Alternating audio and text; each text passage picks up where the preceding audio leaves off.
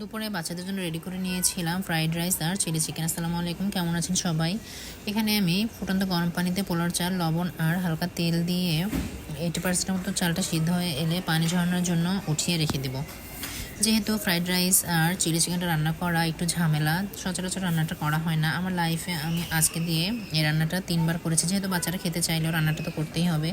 চিকেনগুলো আমি ধুয়ে নেওয়ার পরে এখানে পরিমাণ মতো আদা রসুনের পেস্ট, মরিচের গুঁড়া, জিরা ধনিয়ার গুঁড়া, পরিমাণ মতো লবণ, লেবুর রস, সয়া সস দিয়ে খুব ভালোভাবে ম্যারিনেট করে রেখে দেবো।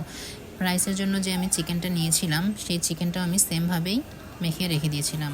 এরপর আমি এখানে পরিমাণ মতো কর্নফ্লাওয়ার, ময়দা দিয়ে চিকেনটা খুব ভালোভাবে ম্যারিনেট করে রেখে দেবো। চিকেনটা যত ভালোভাবে মাখানো যাবে রান্নাটা খেতে ততটাই মজা হবে। ফ্রাই প্যানের তেলের ভিতরে আমি চিকেনগুলো খুব ভালোভাবে ডিপ ফ্রাই করে নিব। যে পাতিলটাতে আমি রাইসটা বসাবো সেই পাতিলে বেশ খানিকটা তেলের ভিতরে আমি চিকেনটা 5-7 মিনিটের মতো ভেজে নিয়ে গাজর কুচি, রসুন কুচি, কুচো চিংড়ি, ক্যাপসিকাম, তারপরে পরিমাণ মতো লবণ দিয়ে খুব ভালোভাবে মিশ্রণটা ভেজে নেওয়ার পরে এখানে আমি আগে থেকে ফেটিয়ে রেখেছিলাম ডিমটা দিয়ে মিশ্রণটার সাথে খুব ভালোভাবে ফেটিয়ে নেব। এরপর আমি এই মিশ্রণটাতে আগে থেকে সিদ্ধ করে রাখা চালগুলো দিয়ে খুব ভালোভাবে ভেজে নেব। চালগুলো বেশ ভালো ঝরঝরা ছিল আর চালটা কিন্তু হাই হিটেই ভাজতে হবে, তাহলে রান্নাটা খুব ভালো হবে আর চালটা ঝরঝরা থাকবে।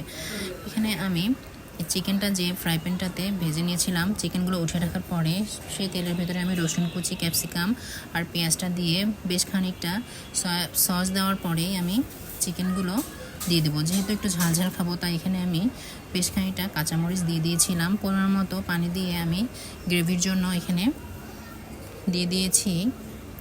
এই তো রান্নাটা আমার হয়ে এসেছে। রান্নাটা দেখতে খুবই লোভনীয় লাগছে। বাচ্চাদের পছন্দের ফ্রাইড রাইস আর চিলি চিকেন আমি রেডি করে নিয়েছি। এই তো বাচ্চারা খেয়ে অনেক খুশি। আল্লাহ হাফেজ।